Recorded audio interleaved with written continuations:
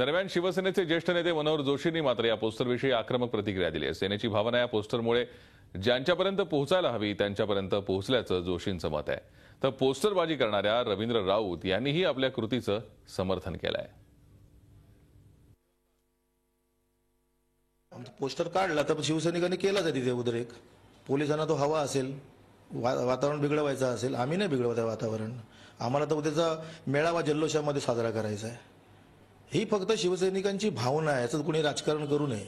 जी वस्तुस्थिती आहे ती स्वीकारली पाहिजे। शिवसेनेचा बीजेपीच्या लोकांना संदेश द्यावा एवढी पार्टी मोठी नाही, पण पार्टीची भूमिका स्पष्ट आहे। एकदा घेतली भूमिका कधी सोडू नका।